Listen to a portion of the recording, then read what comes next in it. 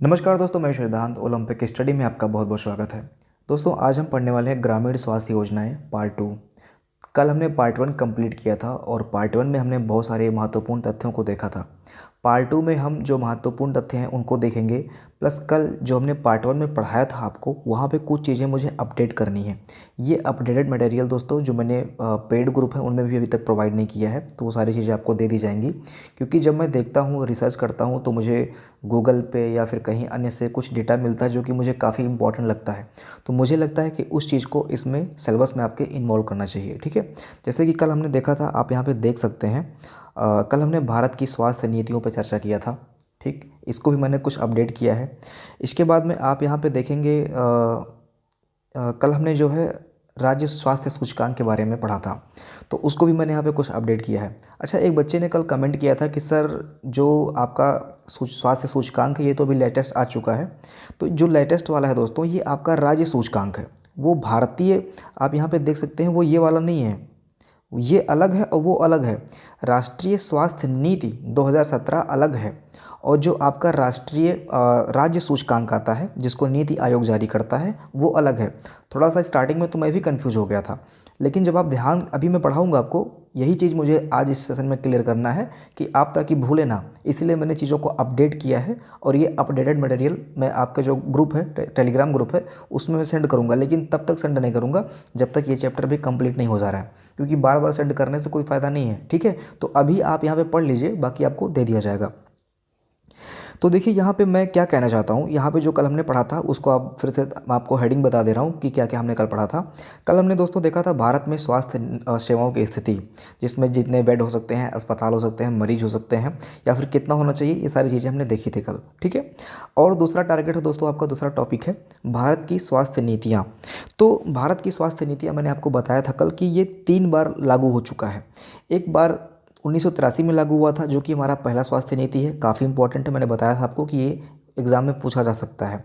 इसके बाद में 2002 में, और इसके बाद में फिर 15 साल के बाद 2017 में लागू किया गया। ठीक है, तो ये चीज़ें आपको इंपॉर्टेंट, ये चीज़ें इंपॉर्टेंट है, आप ध्यान देना।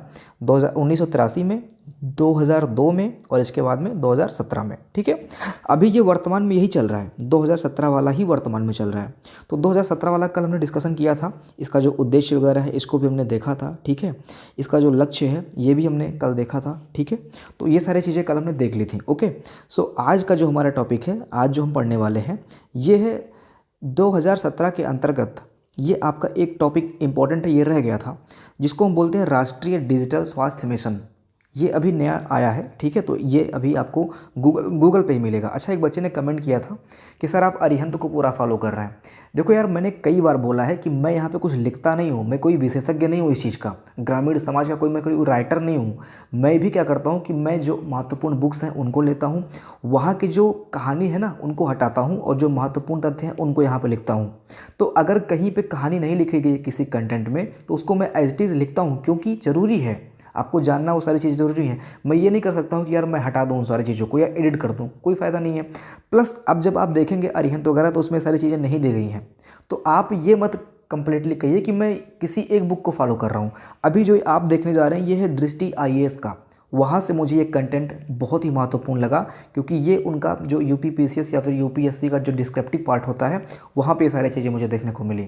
तो ये भी क्या है, ये स्वास्थ्य से संबंधित चीज़ है, तो ये इसको यहाँ पे शामिल करना ज़रूरी है, क्योंकि 1 नंबर का अगर एग्जाम में आपसे पूछ लेगा तो आप फिर रह जाएंगे ऐसे ही। ठीक है, सो आप ये ब्लेम मत कीजिए कि मैं किसी पार्टिकुलर एक टॉपिक को या किसी एक जगह से कॉपी करता हूँ।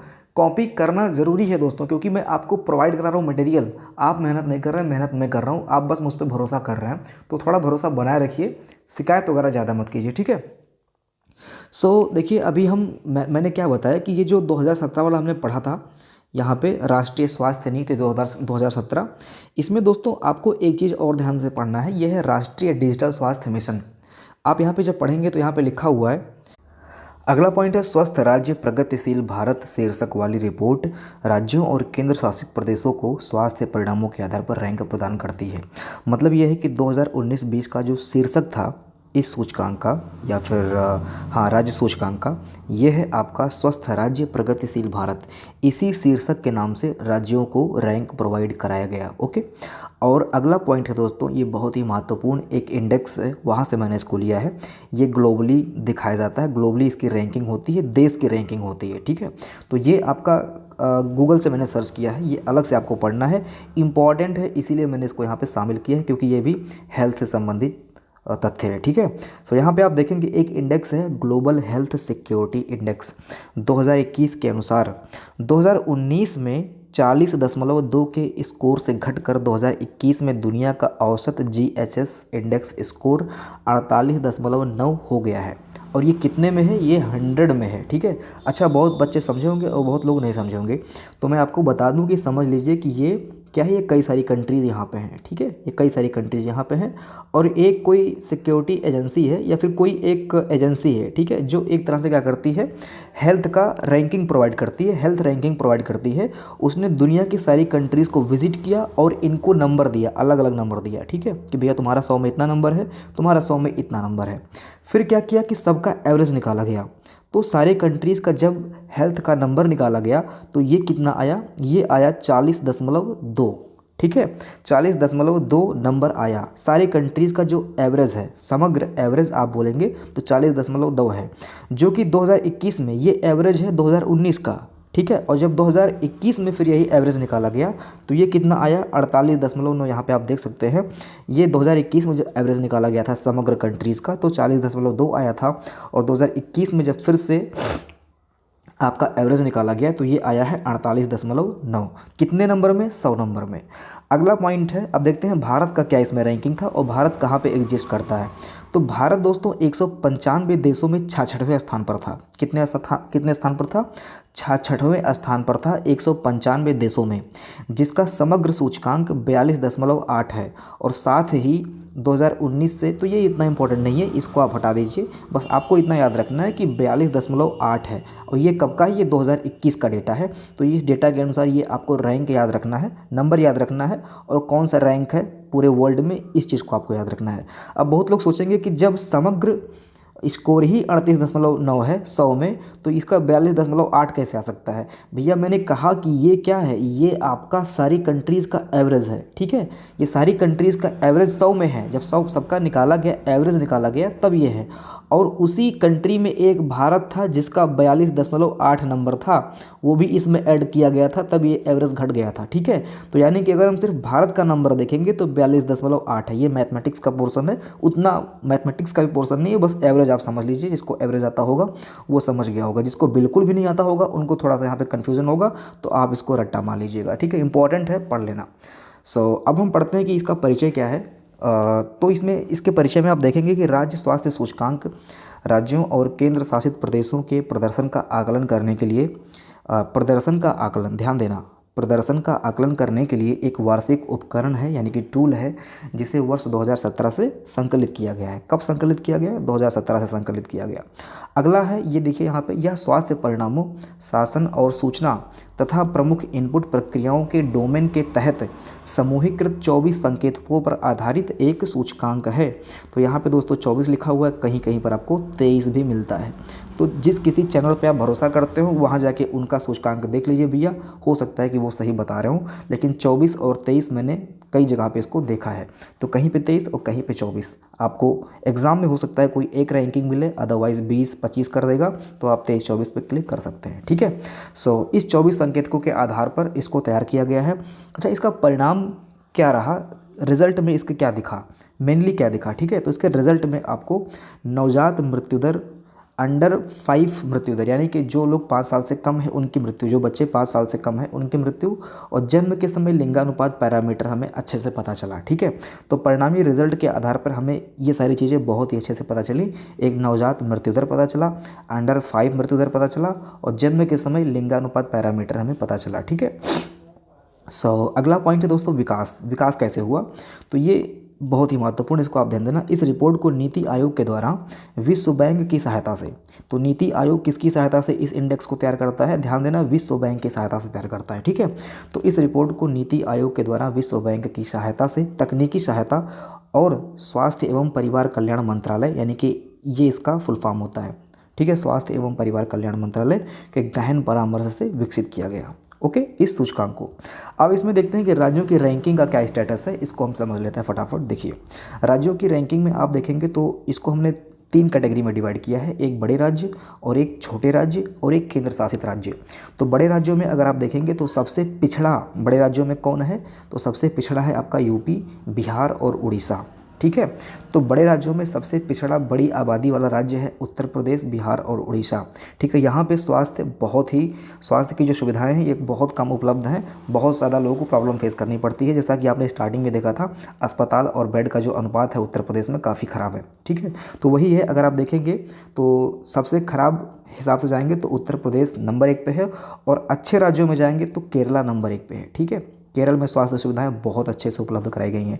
तो यहाँ पे अच्छा, प्रोग्रेसिव के तहत देखेंगे कि कौन सा राज्य, बड़े राज्यों में कौन सा राज्य सबसे अच्छा विकास कर रहा है स्वास्थ्य की दृष्टि से, तो इसमें उत्तर प्रदेश आपको नंबर 1 पे मिलेगा, असम है, फिर तेलंगाना है। यानी कि यहाँ पे स्वास्थ्य सुधार काफ़ी तेज़ी से हो रहा है, योजनाएं आ रही हैं, बराबर काम हो रहा है। तो यहाँ पे क्या हो रहा है कि स्वास्थ्य सुधार काफ़ी तेज़ी से हो रहा है। तो ये भी आप याद रखना, इंपॉर्टेंट बन जाता है, क्योंकि यहाँ पे यूपी नंबर 1 पे आ जा रहा है स्वास्थ्य सुधार की दृष्टि से देखेंगे तो यूपी फर्स्ट पे जा रहा है, इसलिए ये क्वेश्चन इंपॉर्टेंट बन जा रहा है क्योंकि यूपी का नाम आ रहा है। तो ऐसे ही आप ये समझिए कि बड़े राज्यों की श्रेणी के तहत उत्तर प्रदेश, असम और तेलंगाना शीर्ष क्रमिक सुधार रैंकिंग वाले 3 राज्य हैं। शीर्ष क्रमिक सुधार की दृष्टि से देखेंगे तो यूपी नंबर 1 पे है। और अगर हम देखेंगे कि बदहवासी या क्या बोलते हैं उसको, अरे नहीं, जो भी होता है, ठीक है, जो सबसे खराब स्थिति है वो है आपका उत्तर प्रदेश का। ओके, इसके बाद में बिहार है और इसके बाद में आपका उड़ीसा है। अब हम छोटे राज्यों पे आते हैं, छोटे राज्यों में क्या स्थिति है इसको चेक करते हैं। तो छोटे राज्यों में जो क्रमिक प्रगति है, छोटे राज्यों में जो क्रमिक प्रगति है, ये आपका मिज़ोरम और मेघालय, ये 2 राज्य जो हैं ये काफ़ी अच्छे से प्रोग्रेस में हैं, अच्छा काम कर रहे हैं छोटे राज्यों में। इसके बाद में अगर हम केंद्र शासित प्रदेश की बात करेंगे तो केंद्र शासित प्रदेश में दोस्तों आपका दिल्ली के बाद जम्मू कश्मीर ने अच्छा क्रमिक प्रदर्शन किया है। तो ये हमने बात की क्रमिक प्रदर्शन की। अब हम ओवरऑल देखते हैं, समेकित यानी कि ओवरऑल देखते हैं कि क्या स्थिति है। तो 2019-20 में समेकित यानी कि ओवरऑल सूचकांक के आधार पर व्यापक रैंकिंग के तहत बड़े राज्यों में केरल और तमिलनाडु नंबर 1 पे हैं, ठीक है। यानी कि नंबर 1 की अगर हम बात करेंगे छोटे राज्यों में, बड़े राज्यों में और केंद्र शासित प्रदेश में, तो यहाँ पे केरल, तमिलनाडु और तेलंगाना, तो ये आप क्रमांक याद रखना, ठीक है। ये डिसेंडिंग आर्डर में आप क्रमांक याद रखना। नंबर 1 पे आपका केरल है, नंबर 2 पे आपका तमिलनाडु है और नंबर 3 पे आपका तेलंगाना है, ठीक है। तो ये क्रमांक आप बिल्कुल याद रखिएगा। और छोटे राज्यों में दोस्तों नंबर 1 पे, बड़े राज्यों में केरल हो गया और छोटे राज्यों में नंबर 1 पे मिज़ोरम है और त्रिपुरा है, ठीक। छोटे राज्यों में कौन है, मिज़ोरम और त्रिपुरा। और केंद्र शासित प्रदेश की अगर हम बात करेंगे कि किस केंद्र शासित प्रदेश में स्वास्थ्य सूचकांक बहुत अच्छा है, मतलब काफ़ी अच्छा वहाँ पे चल रहा है स्वास्थ्य सुविधाएं, तो ये आपका है दादरा एवं नगर हवेली, दमन व दीव तथा चंडीगढ़, ये शीर्ष रैंकिंग वाले राज्य हैं। ओके, अच्छा, प्रोग्रेसिव की अगर हम बात करेंगे तो प्रोग्रेसिव में आप देखेंगे तो दिल्ली के बाद जम्मू कश्मीर अच्छा प्रदर्शन कर रहा है। और अगर हम यहाँ पे देखेंगे कौन अच्छा प्रदर्शन कर चुका है तो यहाँ पे दादरा एवं नगर हवेली है, दमन व दीव है और चंडीगढ़ शीर्ष रैंकिंग वाले राज्य हैं, ठीक है। मोस्ट इंपॉर्टेंट है, ये सारे के सारे ब्लू लाइन में इसलिए लिखा गया है क्योंकि ये सारा का सारा इंपॉर्टेंट है, ठीक है। अब वही चीज़ मैंने यहाँ पे स्कोर कार्ड के माध्यम से दिखाने की कोशिश की है। स्कोर कार्ड आप देख लीजिएगा, वही सारी चीज़ें स्कोर कार्ड के माध्यम से दिखाई गई हैं। ये है आपका 2018-19 का डेटा और ये है आपका 19-20 का डेटा। तो यहाँ पे जब आप रैंक में जाएंगे तो ये जो रेड वाला दिख रहा है आपको, ये जो रेड वाला दिख रहा है ये 2018-19 का है और ये जो आपका ग्रीन वाला दिख रहा है ये 19-20 का है। तो यहाँ पे आप कुछ चेंजेस देखने को पाएंगे, ठीक है, 2018-19 और 19-20 के डेटा में। बाकी सारी चीज़ें वही हैं, ये टॉप है और ये बॉटम है, ठीक है। सो अब हम आगे बढ़ते हैं। इस इंडेक्स का महत्व क्या है? इस इंडेक्स का दोस्तों महत्व ये है कि इससे नीति निर्माण में सहायता मिलती है। राज्यों द्वारा इसका उपयोग नीति निर्माण और संसाधनों के आवंटन में किया जाता है। संसाधनों के आवंटन और नीति निर्माण में किया जाता है। भाई स्टेटस जब हमें पता चलेगा, राज्यों की रैंकिंग पता चलेगी, तो उसी हिसाब से हम क्या करेंगे, राज्यों में और कितना इन्वेस्टमेंट लाना है और क्या सुधार करना है, वो सारी चीज़ें हमें पता चलेंगी। तो वही नीति निर्माण में ये काफ़ी सहायक होता है। अगला है स्वस्थ प्रतिस्पर्धा। यह सूचकांक राज्यों और केंद्र शासित प्रदेशों के बीच स्वस्थ प्रतिस्पर्धा एवं क्रॉस लर्निंग को प्रोत्साहित करता है। अब कंपटीशन, वही कंपटीशन भाई ऑब्वियसली बात है, कट ऑफ क्यों हाई जाता है, कोई एग्ज़ाम इस साल हुआ और कोई एग्ज़ाम अगले साल हो रहा है, तो इसका अगले साल वाला कट ऑफ हाई जाता है। इसलिए जाता है क्योंकि कंपटीशन है, तो कंपटीशन के चलते लोग सुधार करते हैं, तो कट ऑफ भी हाई जाता है।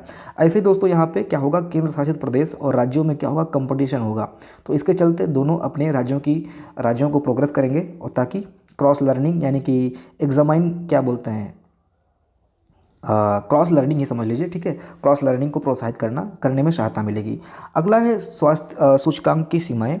देखिए, सूचकांक की सीमाओं में अगर आप देखेंगे तो कुछ महत्वपूर्ण सेक्टर को कवर नहीं किया गया है, जिसके अंतर्गत आपका संक्रामक रोग है, गैर संचारी रोग है, NCD इसको बोलते हैं, ठीक है, गैर संचारी रोग। इसके बाद में आपका मानसिक स्वास्थ्य है, शासन और वित्तीय जोखिम संरक्षण के वार्षिक आधार पर डेटा की स्वीकार्य गुणवत्ता की अनुपलब्धता के आधार पर स्वास्थ्य सूचकांक में ये सभी क्षेत्र पूरी तरह से शामिल नहीं किया गया है। तो यहाँ पे आप बस इतना ध्यान रखिएगा कि ये संक्रामक, देखिए जैसे ऐसे एग्जाम में पूछेगा कि राज्य सूचकांक में निम्नलिखित में से कौन से सेक्टर को, महत्वपूर्ण क्षेत्रों को कवर नहीं किया गया है, तो ये है आपका संक्रामक रोग, गैर संचारी रोग, मानसिक स्वास्थ्य, ठीक है, ये सारी चीज़ें इसमें शामिल नहीं किया गया है। आप थोड़ा सा ध्यान दीजिएगा, बाकी बहुत उतना इंपॉर्टेंट नहीं है, फिर भी ध्यान देना ज़रूरी है। देखिए, अभी तक जो हमने पढ़ा उसको अगर हम इन शॉर्ट देखेंगे, यानी कि समरी देखेंगे इसका, तो समरी भी हम देखते हुए चलते हैं इसको। हालांकि मैंने कल पढ़ाया था, कल की क्लास में सारी चीज़ें हो चुकी हैं, फिर भी फटाफट हम इसको रिवीजन कर लेते हैं। देखिए क्या है, यह नीति आयोग के द्वारा जारी किया जाता है, जिसे विश्व बैंक और केंद्रीय स्वास्थ्य एवं परिवार कल्याण मंत्रालय के साथ मिलकर तैयार किया जाता है। 23 संकेतकों के आधार पर तैयार किया जाता है, मैंने बताया था कहीं कहीं 24, कहीं कहीं 23। इसके बाद में है हेल्दी स्टेट्स प्रोग्रेसिव इंडिया शीर्षक से तैयार किया गया है। सबसे पिछड़ा बड़ी आबादी वाला राज्य उत्तर प्रदेश, बिहार और उड़ीसा है। यह रिपोर्ट राज्यों के 2 वर्षों की अवधि 2016-17 और 2017-18 के दौरान हुए वृद्धि सुधार पर प्रकाश डालने पर फोकस है। इसमें राज्यों को बड़े राज्य 21 राज्य, छोटे राज्य 8 राज्य तथा केंद्र शासित प्रदेश 7 में डिवाइड किया गया है, ठीक है। तो वही मैंने बताया था कि 3 पार्ट में डिवाइड किया गया, बड़े राज्य, छोटे राज्य और केंद्र शासित प्रदेश में, ठीक है। इसके बाद में अगला पॉइंट है, इसमें सबसे बड़ी आबादी वाला राज्य उत्तर प्रदेश, बिहार आदि का स्थान आता है। तो ये नंबर दिया गया है, इसी के आधार पर रैंकिंग प्रोवाइड की जाती है, ठीक है। इसके बाद में कल हमने देखा था स्वास्थ्य से संबंधित प्रमुख पहल, तो ये सारी चीज़ें कल की क्लास में हो चुकी हैं। अगर आप पहली बार ये वीडियो देख रहे हैं तो जस्ट आप जाइए प्लेलिस्ट में, वहाँ पे इसके पहले वाला वीडियो आप देख लीजिएगा। ये सारी चीज़ें कल दोस्तों हमने पढ़ ली थी, मिशन संपर्क, सनराइजर्स और आधा घंटा जो भी था, ये सारी चीज़ें हमने कल पढ़ ली थी। राष्ट्रीय स्वास्थ्य बीमा योजना, ये भी हमने कल पढ़ लिया था। कुछ महत्वपूर्ण बहुविकल्पीय क्वेश्चंस हमने देखे थे। इसके बाद में फिर हमने कल देखा था राष्ट्रीय स्वास्थ्य बीमा योजना, ये भी सारी चीज़ें कंप्लीट करा दी गई थी। राष्ट्रीय ग्रामीण स्वास्थ्य मिशन, ये भी कंप्लीट करा दिया गया था, इसका मुख्य रणनीति वगैरह है, निधि व्यवस्था है। राज्य स्वास्थ्य मिशन, ये भी कल हम लोगों ने देख लिया था, ठीक है, यहाँ तक कल हम लोगों ने देख लिया था। अब हम देखने वाले हैं जननी सुरक्षा योजना कार्यक्रम। आज की क्लास का ये नया टॉपिक है, जननी सुरक्षा योजना कार्यक्रम। देखिए दोस्तों, यह योजना 1 अप्रैल 2005 में प्रारंभ किया गया था। तो ये इंपॉर्टेंट डेटा है, कब प्रारंभ किया गया था, 1 अप्रैल 2005 में प्रारंभ किया गया था।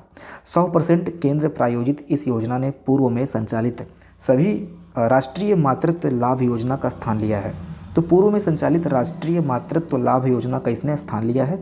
अगला पॉइंट है, इस योजना के अंतर्गत BPL महिला को उसके द्वारा सरकारी अस्पताल एवं जन स्वास्थ्य केंद्र की प्रसूति करवाने पर 1400 देय मान्य होगा। यानी कि जब आप सुनते होंगे गांव में जब कहीं पे किसी को मतलब क्या प्रसव वगैरह होता है, तो आपको सुनने में आता होगा कि 1400 रुपये मिला है उनको। तो इसी योजना के तहत वो पैसा मिलता है। किस योजना के तहत? जननी सुरक्षा योजना। आशा बहू को 600 रुपये मिलता है, ठीक है। और जो माता है, मतलब जो प्रसव करवाती हैं जिनकी फैमिली, उनको 1400 रुपये मिलता है, ठीक है। तो ये सारी चीज़ें जननी सुरक्षा योजना के तहत ही मिलता है। इसका जो लाभ है ना, ये 19 वर्ष से अधिक जब माँ बनेंगी तभी उनको मिलेगा, ठीक है। और क्या है, यहाँ पे पहले होगा, पहले 2 जीवित प्रसव के समय ये प्राप्त होता है। ऐसा नहीं कि आप 5-6 बच्चे लगातार पैदा कर रहे हैं और इस योजना का लाभ उठा रहे हैं, ठीक है। तो पहले 2 जीवित प्रसव के अंतर्गत ये आपको लाभ मिलता है और 19 वर्ष से अधिक होना चाहिए इस क्राइटेरिया को फॉलो करने के लिए। अगला पॉइंट है दोस्तों, जनश्री बीमा योजना, ठीक है। जनश्री बीमा योजना ये है आपका 10 अगस्त 2000 को स्टार्ट किया गया था। कब स्टार्ट किया गया था? 10 अगस्त 2000 को स्टार्ट किया गया था, ओके। सो इसके अंतर्गत दोस्तों बीमाधारी व्यक्ति को स्वाभाविक मृत्यु पर उसके परिजनों को 30,000, यानी कि जब स्वाभाविक मृत्यु होगा तो 30,000 मिलेगा। दुर्घटना के कारण मृत्यु या अस्थायी विकलांगता की स्थिति में 75,000। जब दुर्घटना से मृत्यु हो जाएगी और विकलांग हो जाएगा तो 75,000 मिलेगा, और अस्थाई जब डेथ होगा तो वहाँ पे 30,000 मिलेगा, और आंशिक विकलांगता की स्थिति में 37,500 रुपये मिलेगा। ठीक है, आंशिक विकलांगता की स्थिति में 37,500 रुपये मिलेगा, यानी कि बाई चांस किसी का हाथ वगैरह कट जाए, पंजा अगर निकल जाता है कट के, ठीक है, तो वहाँ पे उसको कितना मिलेगा, 37,500 रुपये मिलेगा। तो ये कौन सी योजना थी, ये जनश्री बीमा योजना थी। ध्यान देना, ये इंपॉर्टेंट है, ये क्राइटेरिया आप बिल्कुल याद रखिएगा, महत्वपूर्ण है, एग्जाम में आ सकता है। देखिए अगला है राजीव गांधी शिल्पी स्वास्थ्य बीमा योजना। राजीव गांधी शिल्पी, अब यहाँ पे देख सकते हैं शिल्पी जुड़ा हुआ है। शिल्पी का मतलब क्या होता है, कारीगर, जो कारीगर होगा उससे संबंधित ये योजना होगा। तो यह योजना 31 मार्च 2007 से प्रारंभ किया गया है। हस्तशिल्प के क्षेत्र में कारीगरों को सामाजिक सुरक्षा उपलब्ध कराने के उद्देश्य से, अब ये कहाँ से, हस्तशिल्प के क्षेत्र में कारीगरों को सामाजिक सुरक्षा उपलब्ध कराने के उद्देश्य से केंद्र सरकार के द्वारा यह योजना शुरू किया गया है। ठीक है, अगला है इसके दुर्भाग्य से विकलांग होने या दुर्घटना से मृत्यु की स्थिति में इन शिल्पियों के आश्रितों को 1 लाख की राशि प्रदान की जाएगी। तो इतना आप जान के चलिए कि राजीव गांधी शिल्पी योजना में 1 लाख रुपया दिया जाता है। ठीक है, दुर्भाग्य से मृत्यु या किसी कारणवश कोई दिक्कत हो जाए तो 1 लाख रुपया राजीव गांधी शिल्पी योजना के तहत प्रोवाइड किया जाता है। अगला जो योजना है, ये है, योजना नहीं है, ये आपको थोड़ा सा डेटा याद रखना है। यह है आपका चिकित्सा स्वास्थ्य एवं परिवार कल्याण विभाग का डेटा। ठीक है, तो यहाँ पे ये आपको याद रखना है। श्री जय प्रताप सिंह, ये कौन है, ये है चिकित्सा एवं स्वास्थ्य परिवार कल्याण मातृत्व एवं शिशु कल्याण विभाग उत्तर प्रदेश के हेड होंगे, अध्यक्ष होंगे, सीईओ होंगे, जो भी होंगे, इससे हमें मतलब नहीं है। यहाँ पे मैंने जो डेटा लिखा हुआ है इसको आप याद रखिएगा कि ये डेटा याद रखना है कि श्री जय प्रताप सिंह। ठीक है, ये कौन है, चिकित्सा एवं स्वास्थ्य परिवार कल्याण मातृत्व एवं शिशु कल्याण विभाग उत्तर प्रदेश से संबंधित है। ठीक है, अगला नाम आपको याद रखना है श्री अतुल गंग। श्री अतुल गंग, ये सीधे मैंने वेबसाइट से लिया है दोस्तों। ये वैसे मुझे, देखिए मैंने इसको कहीं किसी बुक में नहीं देखा, ये सीधे मैं गया स्वास्थ्य परिवार कल्याण की वेबसाइट पे, तो यहाँ पे मुझे कुछ नाम दिखे, इस नाम को मैंने यहाँ पे लिखा है ताकि बाई चांस एग्जाम में करंट अफेयर के तहत क्वेश्चन पूछा जा रहा है तो ये चीज़ें आपको पता हो। ठीक है, तो ये डेटा आपको याद रखना है। श्री अतुल गंग ये हैं स्वास्थ्य परिवार कल्याण मंत्रालय से संबंधित व्यक्ति। ठीक है, आप लोग वेबसाइट पर जाकर चेक कर लीजिएगा, ये है स्वास्थ्य परिवार कल्याण मंत्रालय के अंतर्गत, इनको आप चेक कर लेना। ठीक है, इसके बाद में इस वेबसाइट या फिर इस कल्याण विभाग की स्थापना कब हुई, इसको आप समझिए। इस विभाग की स्थापना वर्ष 1921 में हुई थी। कब हुई थी, 1921 में हुई थी। उत्तर प्रदेश के नागरिकों के जीवन स्तर एवं स्वास्थ्य में सुधार लाने में स्वास्थ्य एवं परिवार कल्याण विभाग उत्तर प्रदेश की अहम भूमिका है। तो आप लोग जरूर एक बार इस वेबसाइट को विजिट कर लेना, हो सकता है कि आपको भी कुछ नया डेटा वहाँ पे देखने को मिल जाए। ठीक है, अगला है ये परिवार कल्याण कार्यक्रम। देखिए परिवार कल्याण कार्यक्रम, इसको आप समझिए, केंद्र सरकार द्वारा परिवार नियोजन कार्यक्रम, परिवार नियोजन तो नहीं होगा यहाँ पे, आई थिंक परिवार नियोजन होगा क्या, ध्यान दीजिएगा, मैं इसको करेक्ट कर लूँगा फिलहाल। परिवार कल्याण कार्यक्रम, कोई दिक्कत नहीं, परिवार कल्याणी तो हो रहा है एक तरह से, नियोजन अगर हो रहा है तो कल्याणी हो रहा है। तो देखिए केंद्र सरकार द्वारा परिवार नियोजन कार्यक्रम 1955 से शुरू किया गया, यूपी में इसे 1957 से स्टार्ट किया। तो बहुत ही महत्वपूर्ण डेटा है दोस्तों, ये भी ब्लू में होना चाहिए था। तो ये 1955 में क्या हुआ, ये केंद्र सरकार के द्वारा शुरू किया गया और उत्तर प्रदेश में इसको 1957 में शुरू किया गया। ठीक है, ध्यान रखिएगा। इसके बाद में अगला है सर्वप्रथम 1955 में परिवार नियोजन का गठन हुआ। इसके बाद 1965 में इसको राज्य परिवार नियोजन ब्यूरो में बदला गया।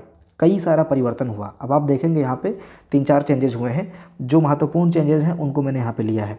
तो सर्वप्रथम 1955 में परिवार नियोजन का गठन हुआ, ध्यान देना। ठीक है, इसके बाद में 1965 में इसको राज्य परिवार नियोजन ब्यूरो में बदला गया। फिर इसको बाद में 1977 में परिवार कल्याण ब्यूरो के नाम से बदला गया। फिर इसको 1995 में परिवार कल्याण महानिदेशालय के नाम से जाना जाता है और आज भी इसको हम परिवार कल्याण महानिदेशालय के नाम से जानते हैं। ठीक है, तो इसमें जो चेंजेस हुए हैं, इसमें जो सबसे महत्वपूर्ण चेंज है ये आपका पहला वाला है और आपका ये लास्ट वाला है 1995 वाला, यानी कि 1955 1995 का डेटा आप याद रखेंगे, बाकी ये बीच वाला भी आप पढ़ते चलिए। ठीक है, अब ये जो परिवार कल्याण महानिदेशालय है, इसके अंतर्गत जो सेवाएँ दी गई हैं इसको हम लोग देखते हैं। ठीक है, तो इस सेवाओं के अंतर्गत दोस्तों आपका जो प्रमुख सेवा है, जो आपको सेवा मिल रहा है प्रमुख, यह है आपका स्वास्थ्य सेवा। ऑब्वियस सी बात है, जब परिवार कल्याण की बात आ रही है तो स्वास्थ्य सेवा, मातृ स्वास्थ्य सेवाएं, ठीक है, गर्भ निरोधक सेवाएं, इसके बाद में परिवार कल्याण बीमा बीमा वगैरह की बात हो रही है यहाँ पे। इसके बाद में राष्ट्रीय ग्रामीण स्वास्थ्य मिशन। तो राष्ट्रीय ग्रामीण स्वास्थ्य मिशन किसके अंतर्गत कार्य करता है? परिवार कल्याण महानिदेशालय के अंतर्गत काम करता है, जो 1955 में बनाया गया था। वैसे बनाया तो 1955 में, 95 देखो, परिवार कल्याण महानिदेशालय 1995 में बनाया गया था। वैसे बनाया तो 1955 में ही गया था, लेकिन उस टाइम पे इसका नाम परिवार नियोजन था। ठीक है, परिवार नियोजन का गठन हुआ था और 1995 में इसको परिवार कल्याण महानिदेशालय के नाम से जाना जाता है। चलो ठीक है, आगे बढ़ते हैं, अदरवाइज़ कन्फ्यूज़न हो जाएगा और बिल्कुल भी मैं क्लास को लंबा नहीं करना चाहता हूँ। देखिए, मेरा उद्देश्य ये है दोस्तों, समझते चलिए कि यही आप डेटा देखेंगे ना, यही सेम डेटा तो आपको किसी अन्य चैनल पे जो पेड वाले हैं उनकी भी मैं बात कर रहा हूँ, यही इतना डेटा पढ़ाते पढ़ाते उनका 1.5-2 घंटा निकल जाएगा। ठीक है, और मैं क्या कर रहा हूँ कि मैं समझाते भी चल रहा हूँ, आपको समझाने की पूरी कोशिश कर रहा हूँ और प्लस फटाफट चीज़ों को कवर कर रहा हूँ। अभी तक मेरा जो आप देख रहे हैं आधे घंटे का क्लास हो चुका है और इस आधे घंटे में हमने लगभग 1 से 1.5 घंटे की जानकारी प्राप्त कर ली है। आप कहीं से भी मैच करा लीजिएगा, इस कंटेंट को आप कहीं से भी मैच करा लीजिएगा। ठीक है, आपको यहाँ पे ज़्यादा ही कंटेंट देखने को मिलेगा और वो भी सब रिलेटिव कंटेंट है। ज़्यादा का मतलब ये नहीं कि मैंने कहानी यहाँ पे लिख रखी है, आप किसी भी चीज़ को हटा नहीं सकते हैं। ठीक है, हर एक लाइन में आपको ब्लू लाइन देखने को मिल जाएगा। ठीक है, ब्लू लाइन आपको हर जगह देखने को मिल जाएगा, वो सारी चीज़ें इंपॉर्टेंट हैं। ओके, अब देखिए, परिवार कल्याण महानिदेशालय के अंतर्गत निम्न सेवाएं प्रदान की गई हैं, ये हमने देखा। राष्ट्रीय ग्रामीण स्वास्थ्य मिशन भी इसी के अंतर्गत कार्य करता है, जननी सुरक्षा योजना भी इसी के अंतर्गत काम करता है। ठीक है, अब हम एक इम्पॉर्टेंट फैक्ट देखेंगे जो कि बहुत ही महत्वपूर्ण है। यह ग्रामीण क्षेत्र की बात हो रही है, मैदानी क्षेत्रों के लिए 5000 आबादी पर।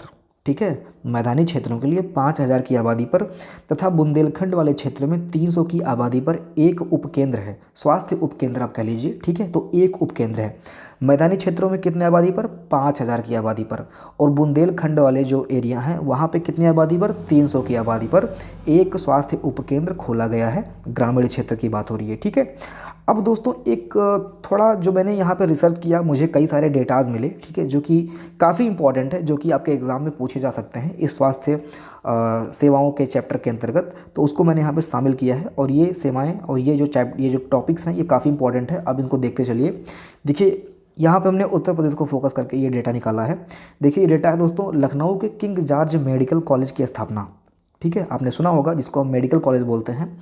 तो लखनऊ के किंग जॉर्ज मेडिकल की स्थापना कब हुई थी? ये आपका 1911 में हुआ था और 2002 में इसको विश्वविद्यालय का दर्जा प्राप्त हुआ। यानी कि 2002 में यहाँ पे हमने विश्वविद्यालय भी ओपन कर दिया। ठीक है, और 1911 में इसकी स्थापना हुई थी। ठीक, थोड़ा सा इसको मैं बंद करते चलता हूँ। अगला पॉइंट है, वर्ष 1983 में राज्य सरकार द्वारा चिकित्सा के क्षेत्र में उच्च शिक्षा प्राप्त करने एवं शोध हेतु लखनऊ में संजय गांधी स्नातकोत्तर आयुर्विज्ञान संस्थान की स्थापना की गई। महत्वपूर्ण डेटा है, ये भी आपको याद रखना है। संजय गांधी स्नातकोत्तर आयुर्विज्ञान संस्थान की स्थापना 1983 में चिकित्सा के क्षेत्र में उच्च शिक्षा प्राप्त करने हेतु लखनऊ में ओपन किया गया। ठीक है, और यही वो संस्थान है, संजय गांधी आयुर्विज्ञान ही वो संस्थान है जिसने देश की पहली टेलीमेडिसिन सेवा 2006 में दी थी। ठीक है, देश की पहली टेलीमेडिसिन सेवा किसने दी थी? संजय गांधी आयुर्विज्ञान ने दी थी, जिसकी स्थापना कब किया गया था? 1983 में और लखनऊ में किया गया था। ठीक है, अगला पॉइंट है, यहीं पर centre of excellence for encephalitis की स्थापना की गई है, जो देश का पहला दिमागी बुखार शोध संस्थान है। देश का पहला दिमागी बुखार शोध संस्थान कहाँ पे है? Centre of excellence for encephalitis यहीं पे है, यानी कि लखनऊ में ही है। ठीक है, अगला पॉइंट है, राज्य का प्रमुख पोस्ट ग्रेजुएट सुपर स्पेशलिटी बाल चिकित्सालय एवं शैक्षणिक संस्थान वर्ष 2013 में नोएडा में स्थापित किया गया। कहाँ पे स्थापित किया गया? 2013 में नोएडा में स्थापित किया गया। क्या? पोस्ट ग्रेजुएट सुपर स्पेशलिटी बाल चिकित्सालय। ठीक है, अब हम आगे बढ़ते हैं। अगला पॉइंट है, चिकित्सा व स्वास्थ्य शिक्षा हेतु राज्य सरकार के 14 एलोपैथिक मेडिकल कॉलेज कार्यरत हैं। चिकित्सा एवं स्वास्थ्य शिक्षा हेतु राज्य सरकार के कितने कॉलेज कार्यरत हैं? तो ये आपके 14 एलोपैथिक कार्यरत हैं कॉलेज। ठीक है, यहाँ पे आप इलाहाबाद, कानपुर, आगरा, मेरठ, सैफई, अन्य जो हैं ये कई सारे हैं। यहाँ पे मैंने कुछ इंपॉर्टेंट जो है उसको मैंने लिख रखा है। बाकी अन्य जो निर्माणाधीन है ये आपका बांदा, चंदौली, रामपुर, जौनपुर और बदायूं। ये इतना इंपॉर्टेंट नहीं है, लेकिन ये आपको याद रखना है कि 14 एलोपैथिक मेडिकल कॉलेज हैं। ठीक है, अगला है दोस्तों, जस्ट 1 सेकेंड, केंद्र सरकार द्वारा गोरखपुर एवं रायबरेली में एक एक एम्स की स्थापना की जा रही है। ठीक है, तो गोरखपुर में एम्स की स्थापना कहाँ पे की जा रही है? तो गोरखपुर और रायबरेली में की जा रही है। बरेली से आप कंफ्यूज मत होना, ये है रायबरेली। ठीक है, तो गोरखपुर और रायबरेली में, फिर से मैं रिपीट कर रहा हूँ, रायबरेली और गोरखपुर में एम्स की स्थापना की जा रही है। अगला जो इंपॉर्टेंट डेटा है ये आपको देखना है, उत्तर प्रदेश का जन्म दर। उत्तर प्रदेश का जन्म दर कितना है? 26.7 है। कितना है? 26.7, जो राष्ट्रीय जन्म दर 20.4 से ज़्यादा है, यानी कि यहाँ पे बच्चे ज़्यादा पैदा हो रहे हैं। 26.7 इसका है, और जो पूरा डेटा देखेंगे पूरे भारत का तो ये 20.4 है, और ये दोनों महत्वपूर्ण डेटा है, इसलिए आप दोनों याद करते चलिए, 20.4, 26.7। ठीक है, अगला पॉइंट है, विश्व स्वास्थ्य संगठन के हिसाब से उत्तर प्रदेश में 19.9% चिकित्सकों की कमी है। कितने? 19.9% चिकित्सकों की कमी है WHO के हिसाब से उत्तर प्रदेश में। ठीक है, अगला है, गोरखपुर प्रतिवर्ष जापानी एन्सेफेलाइटिस से पीड़ित रहता है। कौन पीड़ित रहता है? गोरखपुर, यानी कि जापानी एन्सेफेलाइटिस से प्रतिवर्ष सबसे ज़्यादा पीड़ित जिला कौन सा है? ये आपका गोरखपुर है। ठीक है, ओके। अगला अब हम कुछ योजनाओं को देखेंगे। यहाँ पे कुछ योजनाओं को हमने यहाँ पे सम्मिलित किया है, इसके बाद में ये चैप्टर हमारा खत्म होगा। कुछ योजनाओं को देखते हैं और इसके बाद में इस चैप्टर को सम अप करते हैं। फिर से मैं रिसर्च करूँगा, कुछ नया मिलेगा तो ज़रूर इसमें शामिल करके आपको अगला पार्ट प्रोवाइड किया जाएगा। फिलहाल अभी के लिए हम 2 पार्ट में इसको कवर करने की कोशिश कर रहे हैं। ठीक है, तो पहला योजना है आपका सेहत योजना। यह योजना 2015 में शुरू किया गया था और इसका मुख्य उद्देश्य चिकित्सा, स्वास्थ्य एवं परिवार कल्याण विभाग के अंतर्गत, जस्ट 1 सेकंड में देखूँ रिकॉर्ड हो रहा है कि नहीं। ओके, इसके अंतर्गत दोस्तों सिप्सा द्वारा निर्मित एक संचालित मातृ एवं शिशु मृत्यु दर तथा सकल प्रजनन दर में कमी लाना है। इस योजना का उद्देश्य, ध्यान दीजिए लास्ट तक, आप देखिए लास्ट में इसका उद्देश्य लिखा हुआ है, मातृ एवं शिशु दर एवं सकल प्रजनन दर में कमी लाना है। इस योजना का उद्देश्य 2015 में शुरू किया गया था, सिप्सा द्वारा निर्मित एवं संचालित ये योजना है। ठीक है, अगला पॉइंट है, इस परियोजना को 5 जिलों, तो ये जिला आप याद रखना, कन्नौज, सीतापुर, अयोध्या, मिर्ज़ापुर एवं बरेली में 3 वर्ष के लिए लागू किया गया था। ठीक है, तो 5 जिला कौन से हैं? कन्नौज, सीतापुर, अयोध्या, मिर्ज़ापुर और बरेली में इसको 3 साल के लिए लागू किया गया था। नाम है सेहत योजना, 2015 में स्टार्ट किया गया था। अगला है सलोनी स्वास्थ्य योजना। दोस्तों इस योजना की स्थापना 2008 में हुआ था और इस योजना के अंतर्गत 18 से 19 वर्ष की छात्राओं को अनिवार्य पोषण आहार प्रोवाइड करना है। कब से कब तक? यानी कि 1 साल तक। यहाँ पे आप ध्यान देंगे कि जब लड़कियाँ 18 साल की हो जाती हैं तो उस टाइम पे कोई दिक्कत ना होने पाए, इसलिए उनको 18 से 19 वर्ष के छात्राओं को अनिवार्य पोषण आहार प्रोवाइड करना है। ठीक है, किस योजना के अंतर्गत? सलोनी स्वास्थ्य योजना। ओके, 2008 में इसकी स्थापना हुई थी। अगला पॉइंट है, मुख्यमंत्री सक्षम सुपोषण योजना। 6 महीने से लेकर 5 साल तक एनीमिया ग्रस्त बच्चों की देखभाल, ये बहुत ही महत्वपूर्ण है, इसको आप ज़रूर ध्यान दीजिएगा। ठीक है, ये एग्ज़ाम में दोस्तों आपके आ सकता है। 6 से 5 महीने तक एनीमिया ग्रस्त बच्चों को, ये मैं कहना चाहता हूँ, ये आपको याद रखना है। एनीमिया ग्रस्त बच्चों को इनकी देखभाल के लिए मुख्यमंत्री सक्षम सुपोषण योजना है। और ये इसमें अगला पॉइंट है, 11 से 14 वर्ष तक की बालिका को ड्राई राशन तथा अन्य पोषक तत्व उपलब्ध कराना। इस योजना का मुख्य उद्देश्य कुपोषण को कम करना है। तो ये आपका पहला लाइन इंपॉर्टेंट है और ये आपका लास्ट वाला लाइन बहुत ही इंपॉर्टेंट है, बाकी इसको भी आप पढ़ते चलेंगे। ठीक है, अगला है मुख्यमंत्री जन आरोग्य योजना। यह योजना आयुष्मान भारत योजना से संबद्ध है तथा इसके अंतर्गत आयुष्मान योजना से छूटे गरीब पात्र परिवार आते हैं, यानी कि जो आयुष्मान योजना से छूट गए हैं उनको यह योजना प्रोवाइड करने की कोशिश किया जा रहा है। मुख्यमंत्री जन आरोग्य योजना 10 लाख परिवारों का सालाना 5 लाख तक का निःशुल्क इलाज। देखिए 10 लाख परिवारों का सालाना यानी कि 1 साल तक 5 लाख तक का निःशुल्क इलाज इसके अंतर्गत आता है। इंपॉर्टेंट डेटा है, इसको याद रखना। इसका उद्देश्य 40 लाख अंत्योदय कार्ड धारक परिवार को सुविधा देना। इसके अंतर्गत निजी तथा सरकारी अस्पताल में इलाज संभव है। ठीक है, तो निजी और सरकारी दोनों अस्पतालों में इलाज संभव है। तो अगर हम अंत्योदय कार्ड धारक की बात करेंगे कि अंत्योदय कार्ड धारक कितने संख्या में आते हैं, तो ये है 40 लाख, और वैसे 10 लाख गरीब परिवारों को 5 लाख सालाना तक की निःशुल्क इलाज कराने के लिए यह योजना कार्यरत है। ठीक है, अगला योजना है दोस्तों परिवार नियोजन बीमा योजना। तो ये बीमा योजना है, इसकी शुरुआत 30 दिसंबर 2005 को की गई थी। कब की गई थी? 30 दिसंबर 2005 को की गई थी। इसमें क्या है कि नसबंदी के दौरान यदि किसी महिला की मृत्यु हो जाती है तो उसे 1 लाख तक का मुआवजा मिलेगा प्रदेश सरकार के द्वारा। ठीक है, तो ये प्रदेश सरकार के द्वारा ये मुआवजा प्रदान किया जाएगा। नसबंदी के दौरान अगर मृत्यु हो जाती है तो कितना मिलेगा, 1 लाख रुपया मिलेगा। 30 दिसंबर 2005 को यह योजना शुरू की गई थी। इंपॉर्टेंट योजना है। ठीक है, अब हम थोड़ा सा इनको देखते हैं, आशा और उषा। दोस्तों आप लोग के लिए काम है कि आशा का फुल फॉर्म, ठीक है, ASHA, इस आशा का फुल फॉर्म आप लोग कमेंट सेक्शन में लिख के बताइए क्या होता है। इंपॉर्टेंट ये भी है फिलहाल। ठीक है, किन्हीं को नहीं आता है तो आप लोग गूगल सर्च कर लीजिए। देखिए आशा, इन्हें हम आशा बहू के नाम से जानते हैं। ग्रामीण क्षेत्रों में प्रति 1000 की आबादी पर एक आशा का चयन होता है। तो कितने हज़ार की आबादी पर एक आशा होती है, 1000 की आबादी पर, ठीक है, एक आशा होती हैं। और केस लाने पर विभाग के द्वारा इनको कुछ पैसे वगैरह दिए जाते हैं। जैसा कि मैंने बताया था कि जननी सुरक्षा योजना के अंतर्गत इनको 600 रुपया मिलता है। ठीक है, कैसे मिलता है, 300 रुपया आई थिंक प्रसव के पहले मिलता है, और 300 रुपया जब इनका कार्ड वगैरह जो होता है, जैसे कौन सा कार्ड बनता है, जन्म कार्ड बनता है, क्या बोलते हैं उसको, कोई कार्ड बनता है ना, तो अरे मुझे याद नहीं आ रहा है कौन सा कार्ड बनता है।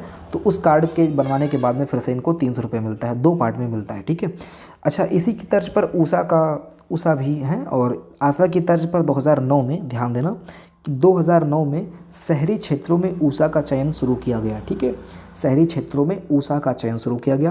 पहले चरण में राज्य के 7 बड़े शहरों में यह कार्यक्रम लागू किया गया। तो पहले चरण में कितने बड़े राज्यों में, 7 बड़े राज्यों में उषा कार्यक्रम लागू किया गया। अच्छा मैंने यहाँ पे कुछ नोट्स लिख रखे हैं। ठीक है, तो काफ़ी बच्चे शायद शिकायत कर रहे होंगे जो हमारे पेड वाले हैं। यहाँ पे मैंने कुछ लिख रखा है, देखिए, यह चैप्टर कंप्लीट प्रिपेयर तभी माना जाएगा जब आप इस चैप्टर का प्रैक्टिस सेट जो हमारे यूट्यूब चैनल ओलंपिक स्टडी पर प्रोवाइड कराया गया है आप उसे देख लेंगे। जो यहाँ पे छूटा है वह तार्किक प्रश्न होगा, उसको हम अपने चैनल पे अच्छे से पढ़ेंगे और समझेंगे। देखो यार, ये चीज़ें मैंने लिखी थी, मैं मानता हूँ कि मैं इस चीज़ को फॉलो नहीं कर पा रहा हूँ। उसका एक रीज़न है, मैंने बताया था कि जो कंटेंट तैयार करता है उनका दोस्तों एग्ज़ाम आ गया। आई थिंक इसी महीने के लास्ट में, आपको भी पता होगा शायद, टेट का पेपर है। ठीक है, तो उन्हीं का पेपर है, और इसी के चलते जो हमारा प्रैक्टिस सेट कंटेंट जो तैयार करते हैं वो समय नहीं दे पा रहे अपना। ठीक है, टाइपिंग में अपना समय नहीं दे पा रहे हैं, तो इसीलिए प्रैक्टिस सेट तो अब मुश्किल है, या फिर आने वाले टाइम में धीरे धीरे हम करेंगे, लेकिन तब करेंगे जब हम पूरा का पूरा एक बार योजना को, या फिर जो हमारा नया चैप्टर है, नया पैटर्न है, उसको कवर कर चुके होंगे। जब एक बार संपूर्ण ग्रामीण परिवेश हम जो थ्योरी क्लास है उसको कवर कर लेंगे, इसके बाद फिर हम प्रैक्टिस सेट प्रोवाइड कराएंगे। देखिए आपको पता है कि कई सारे लोग प्रैक्टिस सेट प्रोवाइड कराते हैं मात्र और मात्र व्यूज़ के लिए। ठीक है, मैं भी चाहूँ, आपको पता है कि ये शायद वीडियो बहुत कम लोग देखेंगे, क्योंकि प्रैक्टिस सेट में क्या होता है, ज़्यादा व्यूज़ आता है, लेकिन हमें व्यूज़ पे नहीं काम करना है। आपको पता है कि अगर हमें व्यूज़ पे काम करना होता तो अभी मेरे साथ नहीं होते, अब तक मैं 20,000 प्लस क्रॉस कर लेता सब्सक्राइबर्स के मामले में, क्योंकि अपने को आइडिया है कि यहाँ पे किस पे वीडियो बनाना है। आपको स्टार्टिंग में पता होगा कि मैं काम भी करता था अपडेट पे, तो अपडेट पे काम करते करते मेरे 5000 हुए हैं। ठीक है, और अभी जब मैं कंटेंट पे काम कर रहा हूँ तो पिछले 2-3 महीने में मेरे सिर्फ 2000 सब्सक्राइबर बढ़े हुए हैं और 7 हुए हैं आज। ठीक है, तो मुझे अपडेट पे मुझे अभी प्रैक्टिस सेट पे काम नहीं करना है। जैसा होगा आगे आपको अपडेट कर दिया जाएगा, जब वो समय आएगा तो वो भी किया जाएगा। ठीक है, तो वीडियो को यहीं पे समअप करते हैं। अगर आप नए हैं तो अगर वीडियो अच्छा लगा होगा तो चैनल को लाइक करना, सब्सक्राइब कर लेना, 1-2 लोगों को बता देना कि हाँ भैया ये अच्छा चैनल है, जेन्युइन चैनल है, काम अच्छा कर रहा है। ठीक है, सो मिलते हैं अगली वीडियो में। पढ़ाई करते रहिए। जय हिंद।